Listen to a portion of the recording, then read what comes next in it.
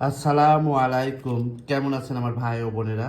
আসুন আমরা ইফতারি করার পরে এই যে পেঁয়াজি, তারপরেও দেখা গেছে যে বেগুনি ফেলে দিই।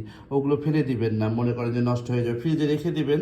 তারপরে যাকে দেওয়ার পরেও যদি না খেতে পারলে রেখে দিবেন। ফেলে দেওয়া জিনিসগুলোকে দিয়ে এই যে আমি একটা রান্না করেছি, দেখুন এই রান্নাটার নাম দিয়েছি আমি অভাবী রান্না।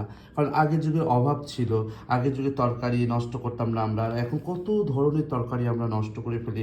এই ধরনের কখনো করবেন না। অপচয়কারীটাকে আল্লাহ পছন্দ করেন না। কোনো কিছু অপচয় করবেন না। আপনার আছে বলে যে আপনাকে নষ্ট করতে হবে সেটা না।